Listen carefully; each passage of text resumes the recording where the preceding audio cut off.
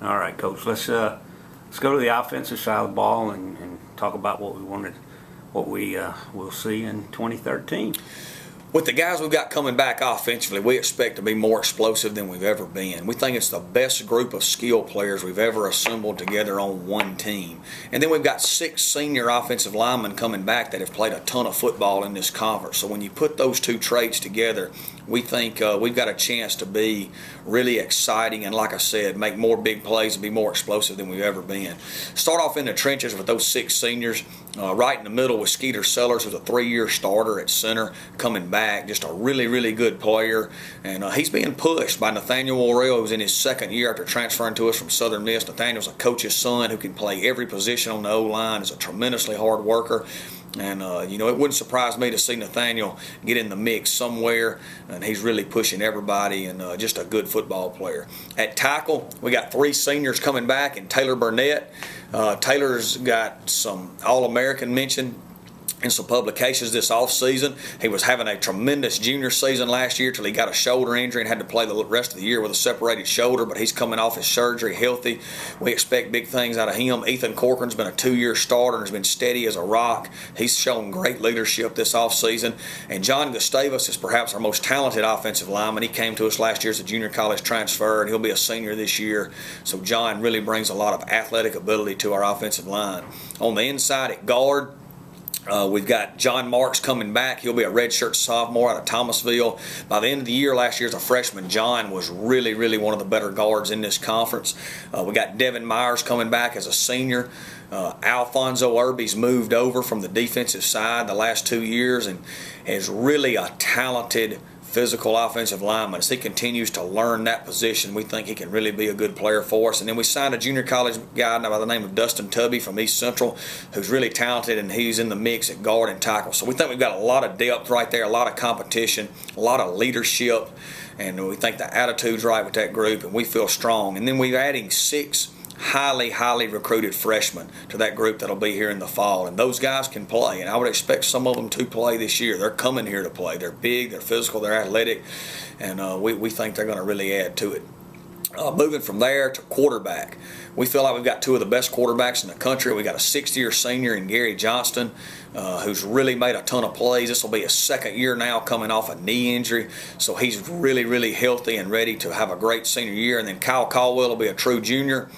Kyle's gained some weight, had a tremendous spring, was probably the most valuable player on our team this spring. And, man, we really got high hopes for both of those guys. We got some depth behind them in Dustin Mosley, who redshirted last year, and he'll be a redshirt freshman from Jackson. We signed a junior college guy in Clint Hatton from Mississippi Gulf Coast, and we got Connor Kramer coming in as a true freshman from Auburn Bryant. We thought he was the best high school quarterback in the state of Alabama last year. So a lot of depth for the future, and we got high hopes for that position. At running back, we got Jave Swindle coming back as a true freshman. Jave, along with Kyle, was probably the highlight of spring practice. We think he's going to be really explosive and bring a dimension to our team that we've not had from a speed and quickness standpoint in some time. We've got 2 junior college transfers we signed that we actually went through spring ball, and Byron Nettles from Mississippi Gulf Coast and Marquez Cheeto Johnson from Pearl River Community College. Really fast guys, intelligent football players, physical. So we think with those 3 guys at running back, man, we're really going to be able to make some big plays.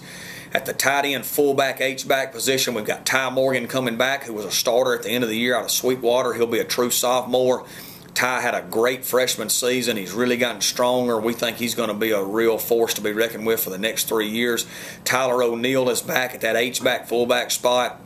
We'll expand Tyler's role this year. He'll line up everywhere, just a really talented young man that's going to do a lot of different things, move him around, and he's really gotten his life together and act together, and we think he's got a chance to have a really good season. And then we brought in Cade Amaker from Mississippi Gulf Coast Community College. You'll recognize that name, Kurt Amaker's younger brother. Cade's a fullback, H-back, tight end type that can do a lot of things, comes from a great family, and we've got high hopes for him. At the receiver spot, we expect to make a considerable improvement this year. We've got all 3 starters back in Chad Tuchek, Malik Lofton, and Seth Roberts. Chad will be a junior. Malik and Seth will be seniors. They were all three junior college transfers last year, so now after being in our program for a year, in our off-season program, we really expect to go from a team that was learning on the run at receiver to a team that can make a tremendous amount of explosive plays and do a lot of great things this season. We've also got Marcus Brown coming back for his senior season. We've brought in Tyshawn Austin as a junior college transfer from Oklahoma. He's one of the better receivers in the Mississippi junior colleges. And Carnell Boyd's coming in as a transfer from Alabama State with 3 years left. Dakota Daniel has moved to slot receiver from the running back spot, had a great spring at that spot. We think he can be kind of another little D2 Wes Welker right there. So we think that position is going to go from a question mark position to a real strength. So when you add all that up, again, the skill guys all on one team together. Now we've had maybe a better guy here, a better guy there, but as a total group on one team, those skill guys give us more threats than we've ever had. And then with 6 senior-old linemen leading the way, we really feel like it could be one of the more explosive teams West Alabama's ever had.